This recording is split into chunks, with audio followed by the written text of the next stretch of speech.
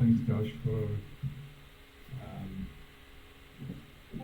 for breaking the ice and bringing us to well to self-organization through the self-organization topic, which is something I've been thinking about quite a lot, especially from an individual perspective. Um, Now, well, we decided we had a discussion last week with Julian here in Amsterdam when he was visiting me a couple of weeks ago about duality, and it started as with my question, like, Julian, what is duality for you? What did you call your venture, Transform Duality? And from that, quite a long discussion emerged. So thought, okay, well, we just bring it to everybody. Um, Julian, do you want to say something about that?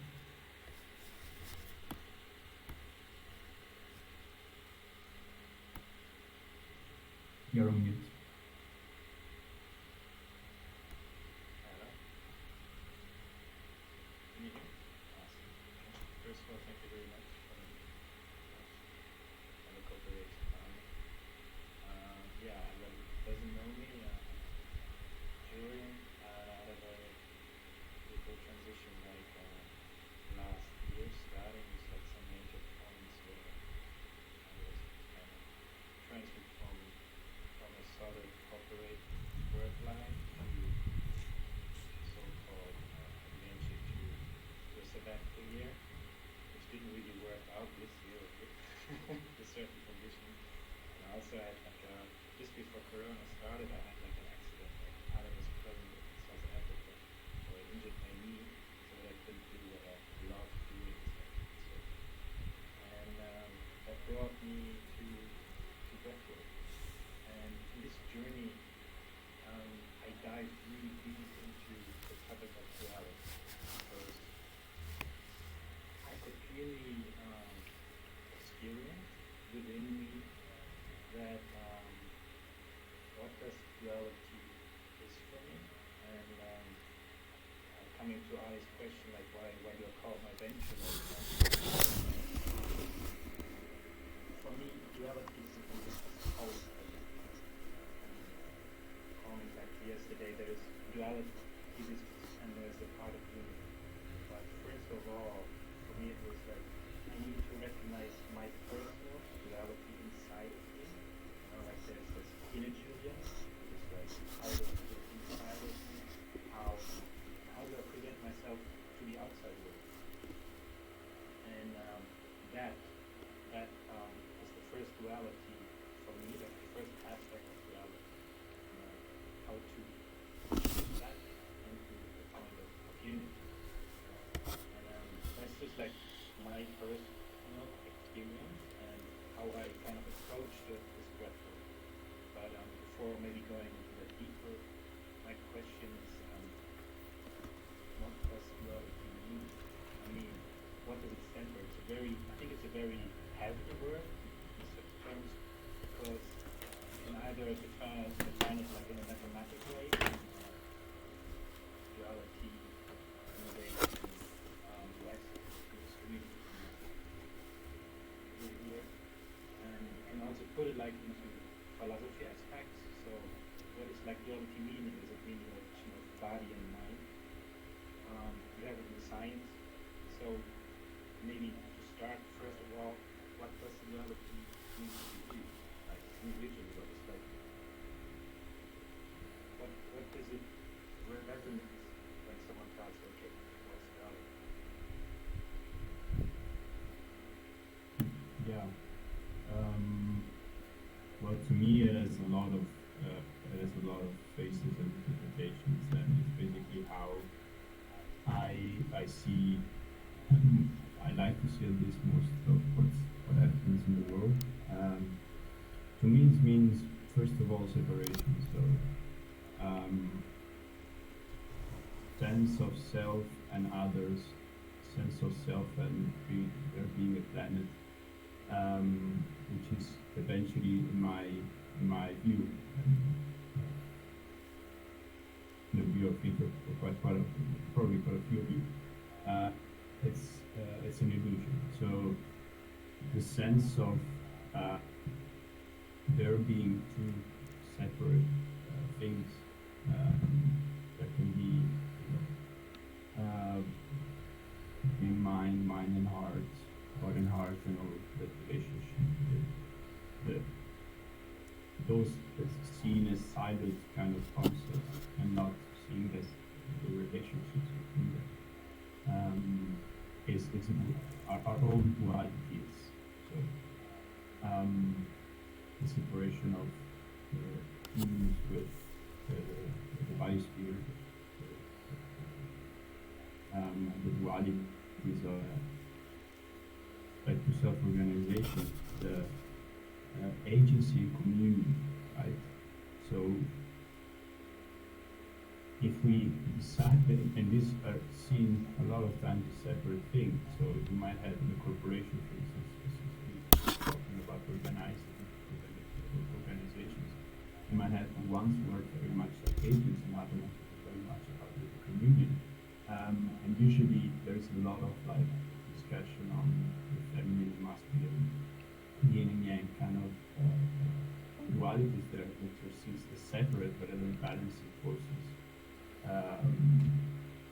So the duality to me is definitely a separation between two things. And if you want to call it unity, unity is the balance, is the relationship between the two.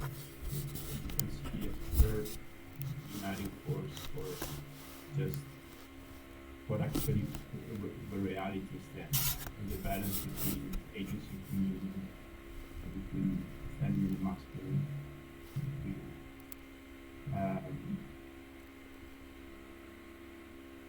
between separations,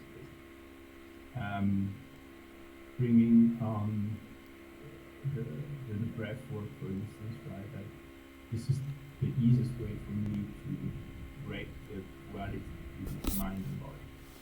And this is what we discussed with you. So this was my my insight when I saw your name of duality connected to breath. That was for me the connection between the two, and then whatever the results can have on the art as well. So on this other concept, which is separate from mind and body. So yeah, I'm curious with you, Julian, with your experiences now or in the past, when have you seen or in your life when you have experienced unity, like so what you call a moment where there was no separate.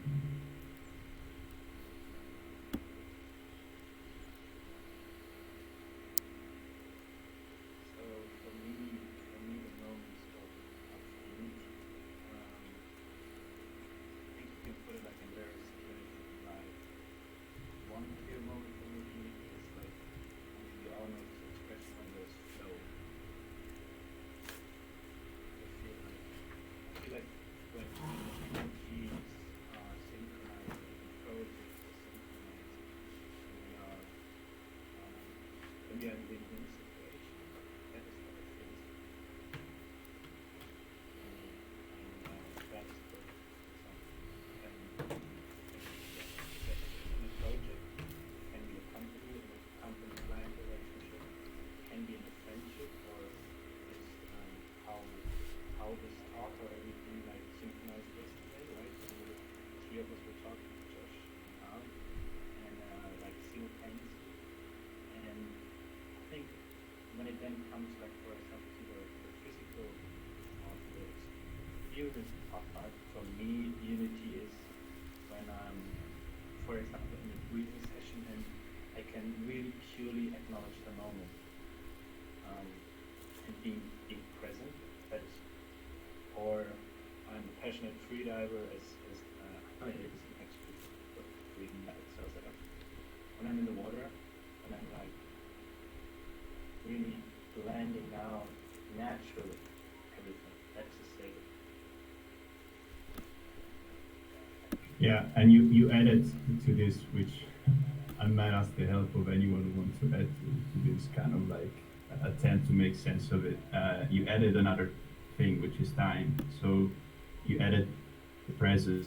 To me, duality means also uh, duality appears when you put time to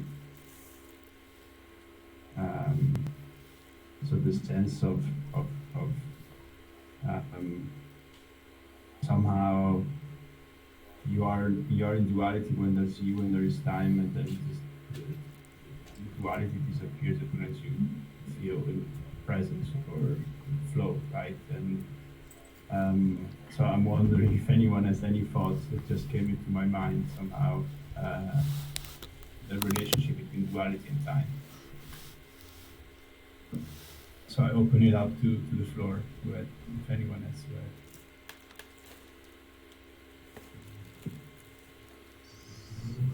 So for me, I think it's hard to speak about duality going into metaphysics. And it's a very good connection what you make about time, because I think that these are uh, archetypical patterns of thought that we see everywhere. And there is the hanging question of saying, are these things that we see because um, we we're made to see them, or we see them because we are embedded precisely on those fractures they emerge to us, and so we see the world like that. But without open too much that kind of worms, time seems to be one thing that goes in two directions. And so we see two things. And also, when you've been talking about what is duality for us, to me it's order and chaos, light and shadows. And these are things that you observe everywhere. It's the lack of something, and signal and lack of signal, or things getting together or things diverging. And at the same time, uh, I think that they are very related with also separation, because at the end, these are just our perception to say, oh, these things seem to be clamped together, these things seem to be spread out. But it's at the end our mind drawing this separation between the two. And it's a thing that breaks the unity, because the unity would be, well, the totality of the system. And the moment that you start making partitions of what the totality of the system is, then you're creating slices, and you get two of whatever you're slicing, and so on and so forth. So yeah, I don't want to go to any specific point, but just dumping my thoughts on this. Yeah, thanks. That's that's a very very good one. Josh, you wanted to say something? Yeah, I just resonating with that. The cut it all right in two kind of stuff to those two songs. But the stillness and movement would be another one, just relating back to your time. I'm really, really curious what kind of dualities other people have, because I think these fusion, differentiation, and integrations, we've got unity and duality, and then unity again, and I think that's quite interesting to articulate together. Just interesting dualities that we can then kind of map and find our way around, but it's up to people if they want to do that. Sure. Yeah, TB. Well, yeah, I want to build on what Josh was just saying. Find some examples of duality that we live with today, and I've been thinking about this one for a few years, quite a few years now, and I think it's a synthesis of what we live in. So duality, I see it as a positive thing rather than I mean, it has a positive heuristic. So you can have antagonist things, individual and community, that gives birth to antagonist ideologies and philosophies, and gives birth to antagonist social movements, capitalism and socialism. And this pattern has divided but also shaped the world for the past, I don't know, 100 years now. And I see duality as this synthesis that's kind of getting created between these two visibly opposed or antagonist forces. And that synthesis, what here in this context would be the two faces of the same coin, meaning there's a relation of complementarity, right? So I think that what's interesting in this example, I think it's something that I invite you all to think about it, is to bring this dichotomy, this social dilemma, which is a false dilemma in my opinion, between socialism and capitalism. And commons-based peer production, okay, if you think about this new way of, this new mode of production, I think it's duality. It's that bringing together two previously thought as opposing or antagonist forces into one, but that could be seen on different faces, right? So commons-based peer production is this new mode of production where we as individuals, and now I'm coming back to a previous year of self-organization, and the self is important. Yes, it is important. And it is as important as us. So me is as important as us, because in this duality, in this complementarity, we cannot understand an individual outside of a social context.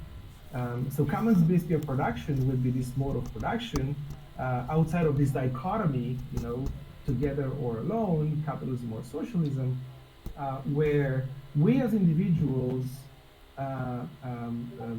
use stigmergy to self-organize, and that stigmergy happens in a shared uses shared assets, commons. So there's the notion of putting things in common, owning together, sharing, but there's also a strong notion of the individual.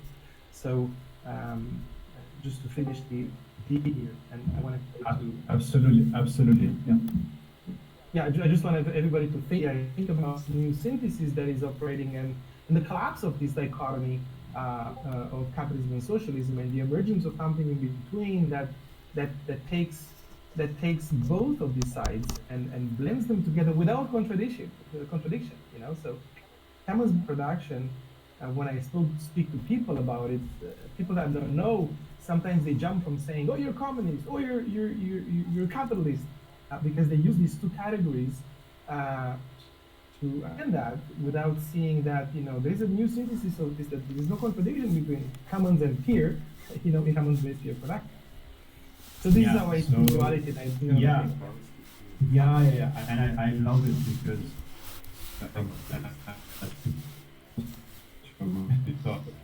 I actually wanted to get to this, which is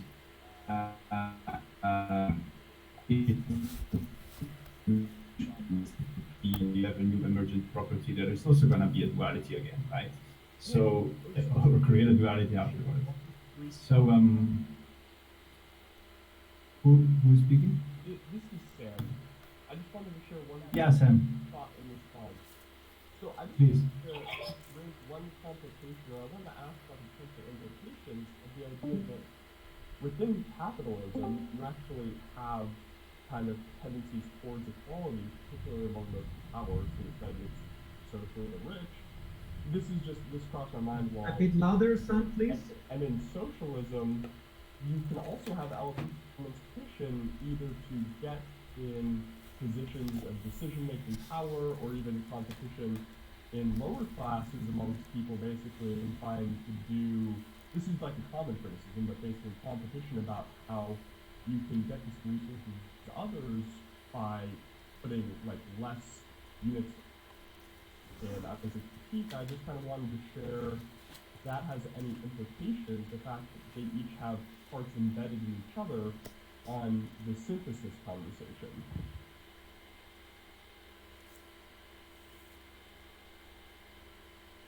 Yeah, so the synthesis will definitely... Yeah, Josh.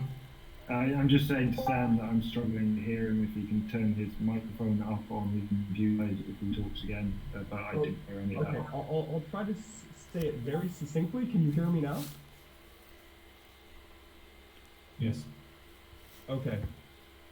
I just wanted to share a thought, a kind of observation that in capitalism, it seems that you have elements of socialism embedded inside of it. For example, socialism for the rich, which accrues to those at the top, this sense of safety net those in power afford to themselves.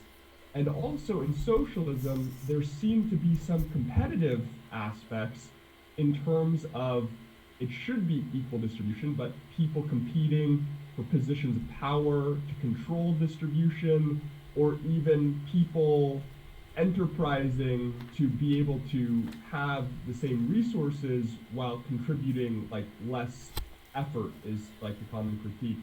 So just, if you agree that you do have elements of those dichotomies within each other, does that have any implications for synthesizing into a commons-based peer production, for example?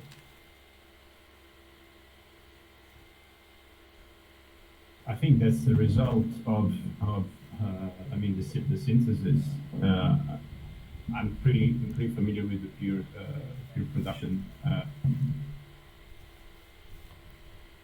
idea, and I see a lot of issues on the synthesis as well. By the way, I believe that like the synthesis has to take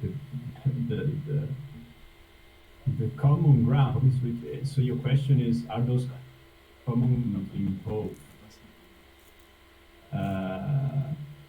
positive or negative, or the emergence does probably the question is whatever from this common ground actually positive, or there is a danger of whatever emerges having negative effects? And I think that's a very good question. And I don't know, maybe TV, you brought up the peer production topic, so maybe you wanna get a thought. Yeah, so we need to, I guess, pay more attention to what we're talking about when we observe what happens in nature with, socialistic countries and capitalistic countries. We observe the real thing. When we talk about ideologies, when we read the Karl Marx or some I don't know libertarian literature, we are looking into the realm of ideas, which are models, which are not the reality. So it turns out, yes, that reality, that realities that have implemented these ideologies, they have commonalities. So that's cool. It means that there is a path for a synthesis somewhere, and it's probably we're forcing our ideology onto reality and trying to create that pure capitalism or that pure communist society, which is just an idea, right? So and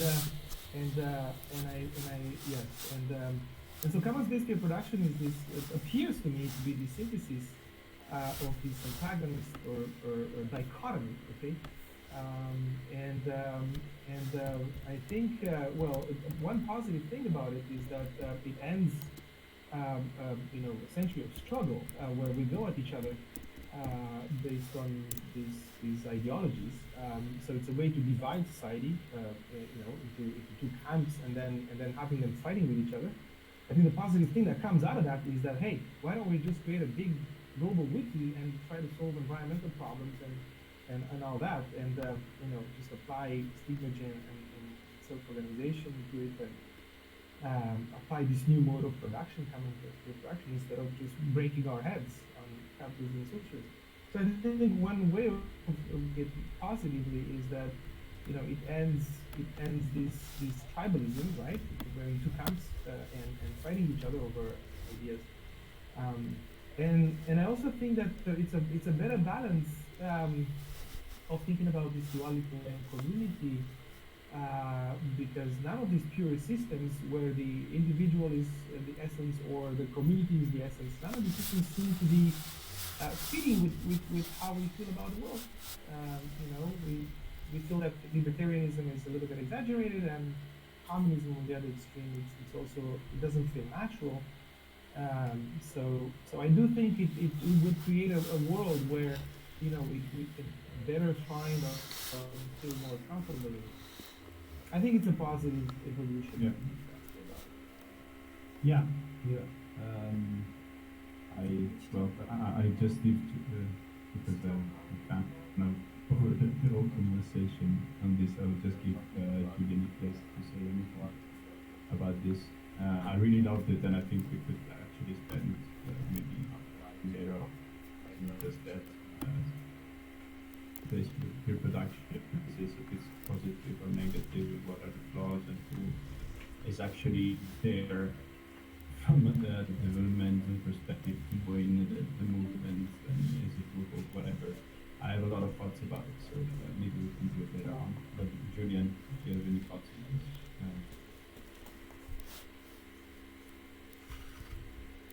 He just disappeared. Hey.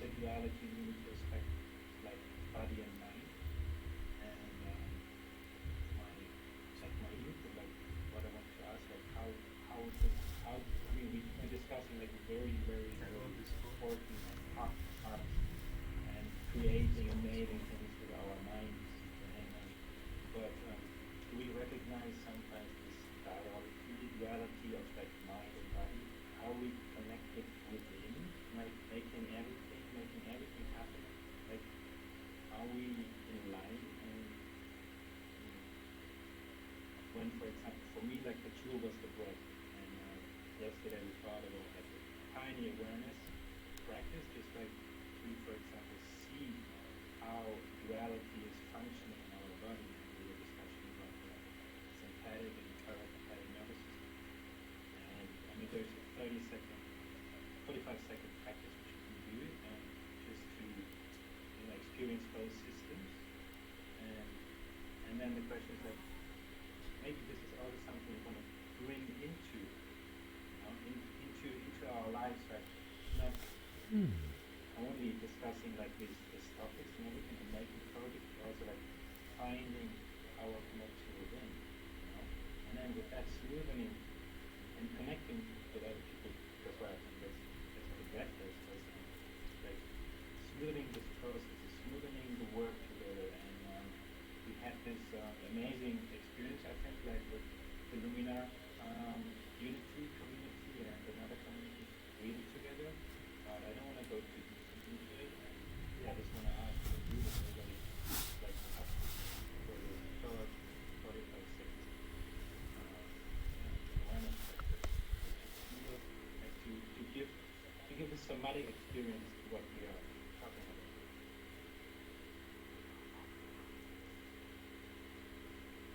Let's do it, Julian. Thank you so much. I think it's very important that we went full on the macro, and now we go back to the micro. I think it's very good. There's gonna be a lot of meta discussions later on, so it's very nice to start.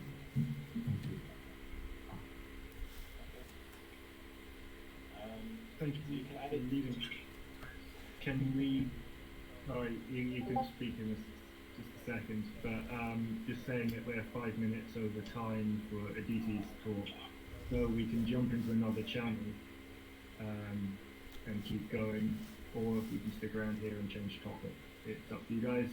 Got 4 minutes. 45 seconds.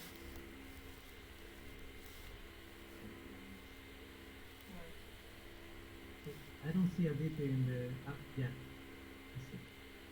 Hello, Aditi.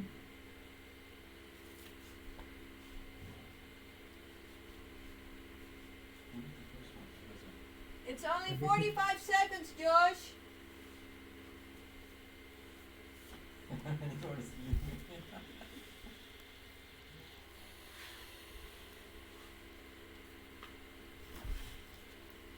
I said it's only 45 seconds. for what Julian wants to do. Okay, then the group. No, 45 seconds.